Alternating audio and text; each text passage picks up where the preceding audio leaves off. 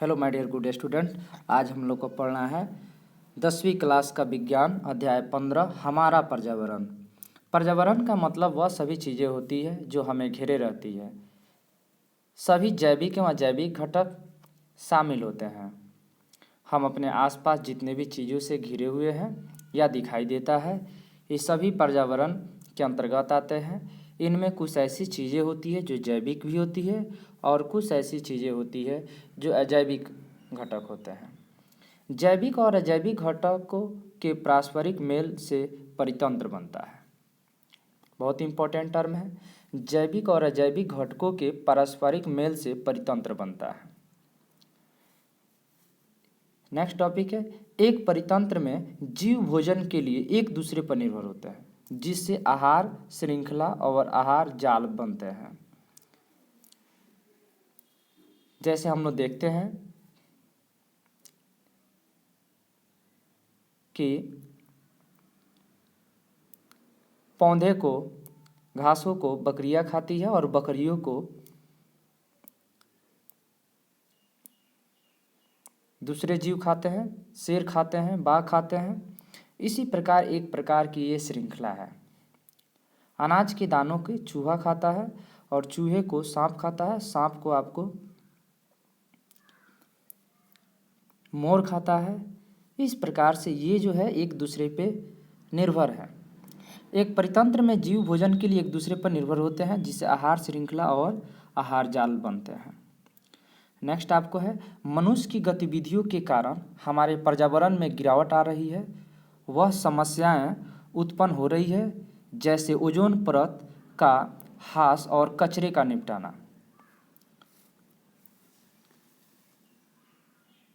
हम लोग देख रहे हैं कि मानव जो है बड़े मात्रा में आपको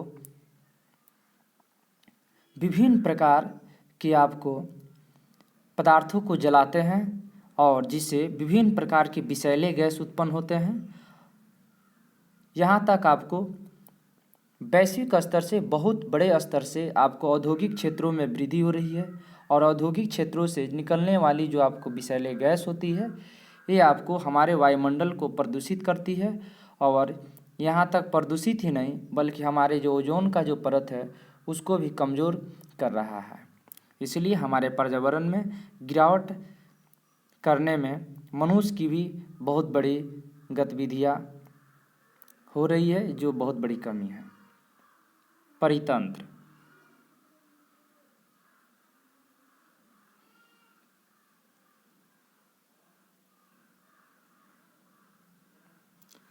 परितंत्र परिभाषा, एक क्षेत्र के सभी जीव और अजैविक घटक मिलकर एक परितंत्र का निर्माण करते हैं। इसलिए एक परितंत्र जैविक जीवित जीव और अजैविक घटक जैसे तापमान, वर्षा, वायु, मृदा आदि से मिलकर बनता है। परितंत्र के प्रकार, इसके दो प्रकार होते हैं। प्राकृतिक परितंत्र, परितंत्र जो प्रकृति में विद्यमान है, उदाहरण जंगल, सागर, झील। दो है मानव निर्मित परितंत्र, जो परितंत्र मानव ने निर्मित किए हैं उन्हें मानव निर्मित परितंत्र कहते हैं। उदाहरण खेत, जलाशय, बगीचा। परितंत्र के घटक अजैविक घटक और जैविक घटक। अजैविक घटक में हवा, जल, भूमि, ये सभी अजैविक घटक हैं। और जैविक घटक में पौधे, जानवर,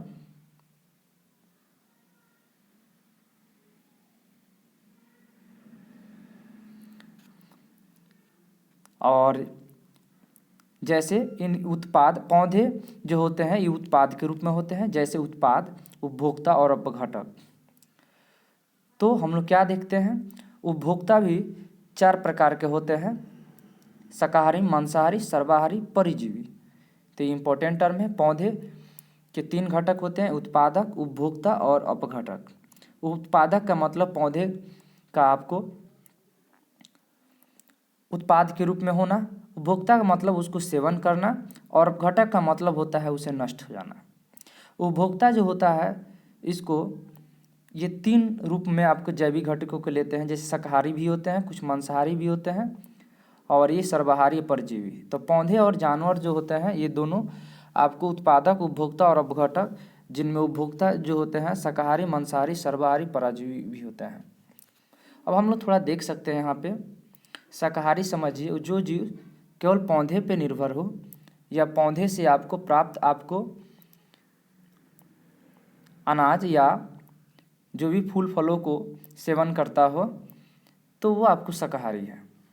मांसाहारी जो आपको जीव पर निर्भर हो, जंतुओं पर निर्भर हो, मांसाहारी है।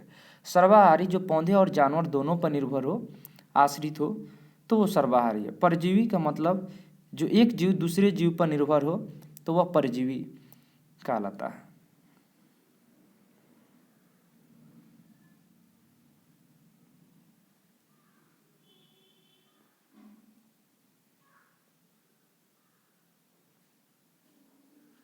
हम लोग यहाँ आप देख सकते हैं अजैविक घटक। सभी निर्जीव घटक जैसे हवा, पानी, भूमि, प्रकाश और तापमान आदि मिलकर अजैविक घटक बनाते हैं।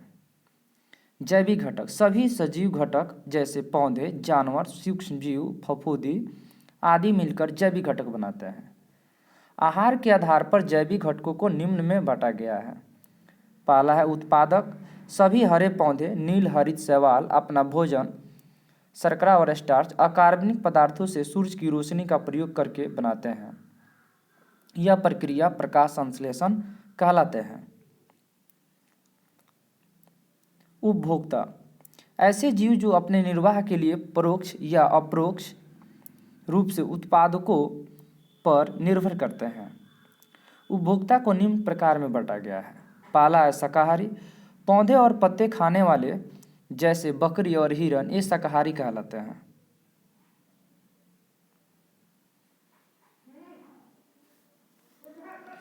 मांसाहारी मांस खाने वाले जैसे शेर, मगरमच्छ ये आपको मांसाहारी होते हैं, समझे जाते हैं। सर्वाहारी पौधे और मांस दोनों खाने वाले जैसे कौवा और मांसू ये सर्वाहारी समझे जाते हैं। परजीवी दूसरे जीव के शरीर में रहने वाले भोजन लेने वाले जैसे जूं, अमरबेल ये परजीवी कहलाते हैं। अपघटक फफूंदी और जीवाणु जो एक मरे हुए जीव और पौधे के जटिल पदार्थों को सरल पदार्थों में विघटित कर देते हैं। इस प्रकार अपघटक स्रोतों की भरपाई में मदद करते हैं। आहार श्रृंखला आहार श्रृंखला एक ऐसी श्रृंखला है जिसमें एक जीव दूसरे जीव को भोजन के रूप में खाते हैं। उदाहरण जैसे घास हिरन खाया और हिरन को शेर खाया।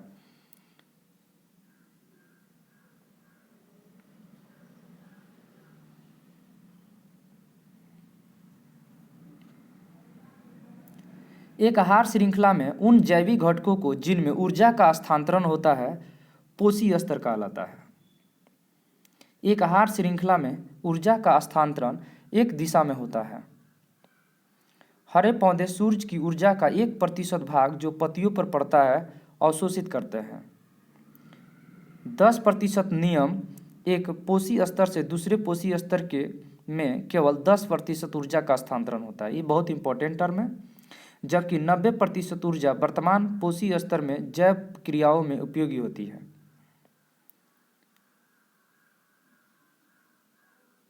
उपभोक्ता के अगले स्तर के लिए ऊर्जा की बहुत ही कम मात्रा उपलब्ध हो पाती है। अतः आहार श्रृंखला में सामान्यतः 3 अथवा 4 ही चरण होते हैं।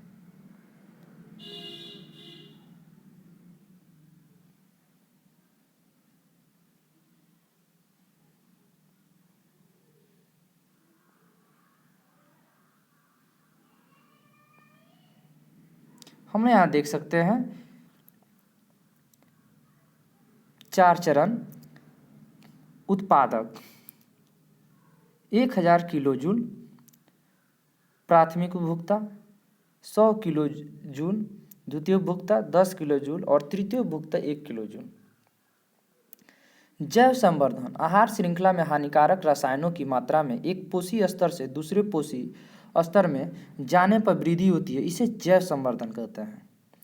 ऐसे रसायनों की सबसे अधिक मात्रा मानव शरीर में होती है। आहार जाल आहार श्रृंखला आपस में प्राकृतिक रूप से जुड़ी होती है जो एक जाल के रूप में धारण कर लेती है। उसे आहार जाल या आहार श्रृंखला कहते हैं। यहाँ हम लोग थोड़ा डायग्राम के माध्यम से देख सकते हैं।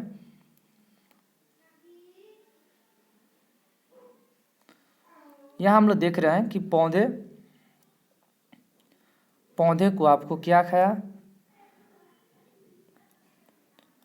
पौधे को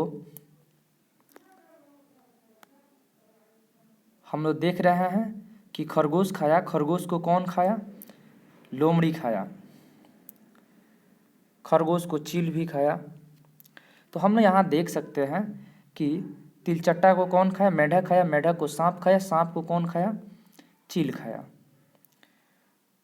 तो इस प्रकार से ये एक प्रकार की श्रृंखला है।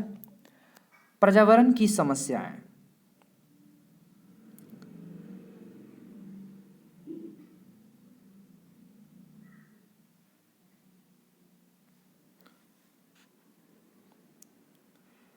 पर्यावरण में बदलाव हमें प्रभावित करता है और हमारी गतिविधियां भी पर्यावरण को प्रभावित करती है। इससे पर्यावरण में धीरे धीरे गिरावट आ रही है, जिससे पर्यावरण की समस्याएं उत्पन्न होती हैं, जैसे प्रदूषण, वनों की कटाई।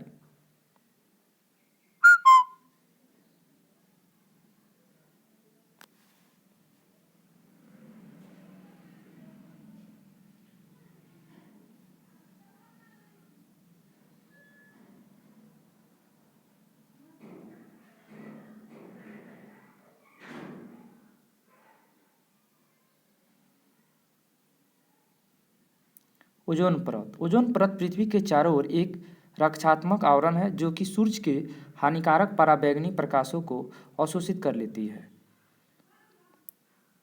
इस प्रकार से यह जीवों की स्वास्थ्य संबंधी हानियां जैसे त्वचा कैंसर, मोतियाबिंद, कमजोर परिरक्षा तंत्र, पौधों की अनाशा आदि से रक्षा करती है। मुख्य रूप से ओजोन परत समताप मंडल में पाई जाती है, जो कि हमारे वायुमंडल का हिस्सा है। जमीनी स्तर पर ओजोन एक घातक जहर है। ओजोन का निर्माण। ओजोन का निर्माण निम्न प्रकाश रासायनिक क्रिया का परिणाम है। जब ऑक्सीजन पराबैंगनी विकिरण ऑक्सीजन प्लस ऑक्सीजन के अणु दो होते हैं, तो आपको ऑक्सीजन, जब ऑक्सीजन के एक परमाणु से रासायनिक अभिक्रिया करके पराबैंगनी, तो ऐसी स्थिति में ओजोन का निर्माण हो जाता है।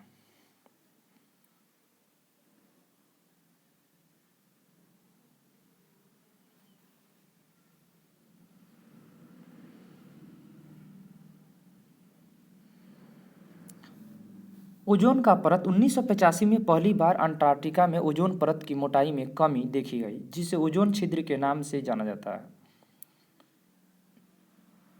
ओजोन की मात्रा में इस तीव्रता से गिरावट का मुख्य कारक मानव संश्लेषित रासायनिक क्लोरोफ्लोरोकार्बन CFC, जिसे संक्षिप्त में को माना गया, जिसका उपयोग शीतलन और अग्निशमन के लिए किया जाता है। 1987 में संयुक्त राष्ट्र पर्यावरण कार्यक्रम UNEP में सर्वानुमति बनी कि CFC के उत्पादन को 1986 के स्तर पर ही सीमित रखा जाए, जिन्हें क्योटो प्रोटोकॉल समझा जाता है। कचरा प्रबंधन। आज के समय में अपशिष्ट निपटान एक मुख्य समस्या है जो कि हमारे पर्यावरण को प्रभावित करती है। हमारी जीवन शैली के कारण मुख्य बड़ी मात्रा में कचरा इकट्ठा हो जाता है।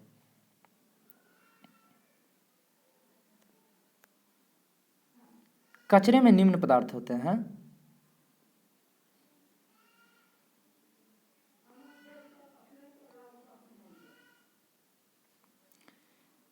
जैव निम्नकरणीय पदार्थ, पदार्थ जो सूक्ष्मजीव के कारण छोटे घटकों में बदल जाते हैं। उदाहरण: फल तथा सब्जियों के छिलके, सूती कपड़ा, जूट, कागज आदि। अजैव निम्नकरणीय पदार्थ, पदार्थ जो सूक्ष्मजीव के कारण घटकों में परिवर्तित नहीं होते हैं। उदाहरण: प्लास्टिक, पॉलीथीन, संश्लेषित रेशे, धातु, रेडियो एक्टिव अपशिष्ट आदि हैं। सूक्ष्मजीव एंजाइम उत्पन्न करते हैं जो पदार्थ को छोटे घटकों में बदल देते हैं। एंजाइम अपनी क्रिया में विशिष्ट होते हैं, इसलिए सभी पदार्थों का अपघटन नहीं कर सकते हैं। ये बहुत इंपॉर्टेंट टर्म है। कचरा का प्रबंधन की विधियाँ हम लोग 5 तरीके से कर सकते हैं, जो निम्नलिखित है। पहला है जैव मात्र संयंत्र। जैव निम्नकरणीय पदार्थ कचरा इस संयंत्र द्वारा जैव मात्र और खाद में परिवर्तित किया जा सकता है। जीवों के द्वारा जो कचरा जो भी आपको मल मूत्र के रूप में होता है, उसे हम लोग उसको डिकम्पोजिट करके खाद के रूप में परिवर्तित कर सकते हैं। और यह प्रक्रिया जैव मात्र संयंत्र कहलाता है। और इसके माध्यम से हम लोग मीथेन गैस को प्राप्त करके और हम लोग उस गैस को हम लोग प्रकाश के रूप में या आपको भोजन पकाने के रूप में भी कर सकते हैं।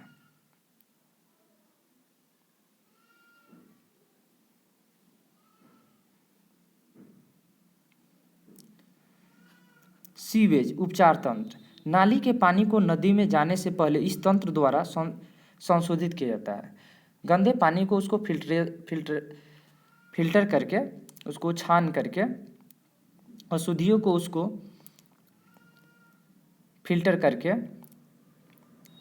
प्रक्षेपित करके हम लोग